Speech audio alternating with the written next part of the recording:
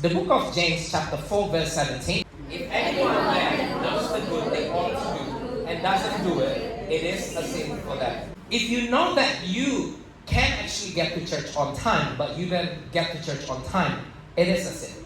If you know that you can get to your work on time, but you don't get to your work on time, it is a sin.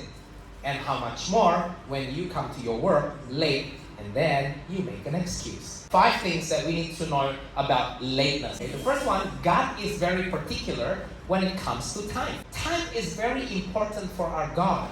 The book of Ecclesiastes chapter 3 verse 1 says there is a time for everything and a season for every activity under the heavens. And you don't want to miss that season. If you're late, it means you don't consider God important. The second thing is God does not like lateness. God is never late. So why are you late? Are you more important than God? 1 Corinthians 14 verse 40 says, but everything should be done in a fitting and orderly way. The reason why God does not like lateness is because when things are late, things are not in order. Everything becomes disorderly, and our God is the God of order. The third thing, what we need to know about lateness is disrespectful. When you are punctual, you actually honors others. Philippians 2 verses 3 to 4 say, do nothing out of selfish ambition or vain conceit, rather in humility value others above yourselves, not looking to your own interest, but each of you to the interest of the others. When you come late, you're selfish, regardless whether you're scheduled or not.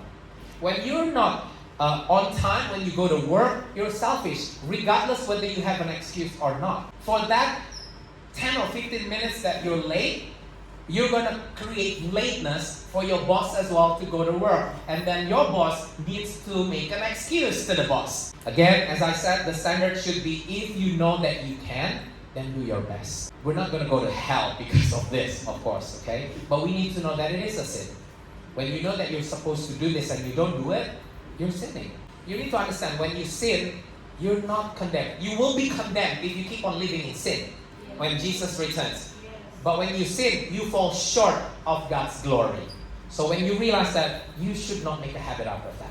And you should quickly get back again to at least be more in His likeness. That's why we do not cultivate the habit of waiting.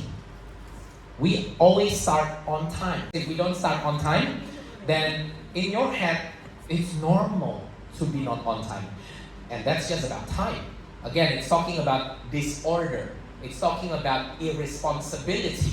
So you start with the time, then eventually, without realizing, it's affecting all the things that are done in the church. It's okay to do whatever things that you want to do, even if it's not in order. That's not a healthy church. This map is for you guys also to come to the front. If you attend this church, you are free to come to the front and pray. You don't wait for the worship to start. You create that space for the spirit of worship to come to you first. By coming early and praying first, you're creating that space. And let me guarantee you, when the worship leaders say, Shalom everyone, you will not be excited because the music is about to start.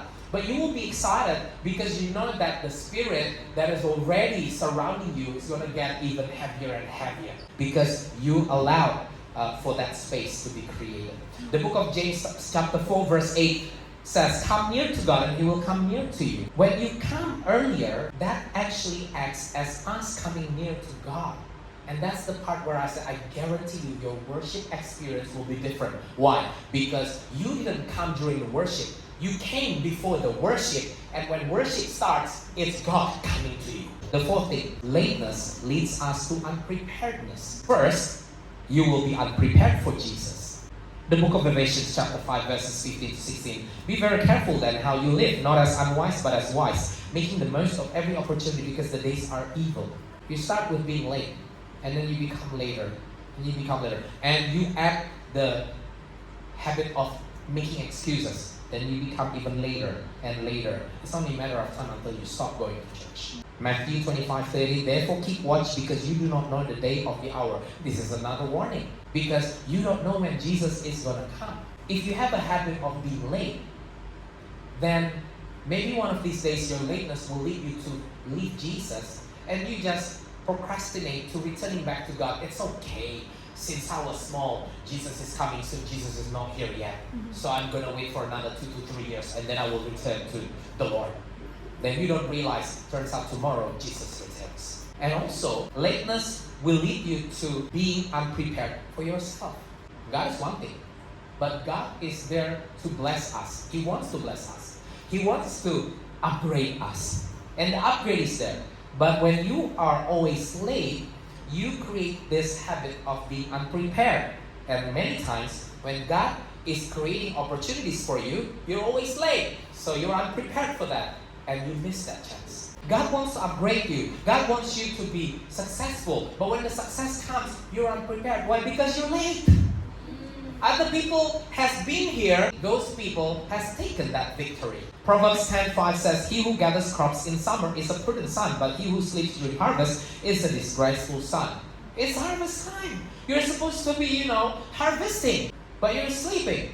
If you cultivate the habit of lateness, you will become a person unprepared for simply anything in your life. The fifth one, the last one, once you are late, do not make an excuse. When you make an excuse, you will start getting into this habit of justifying the number of times you're late. Excuses do not justify your lateness or any other irresponsibility.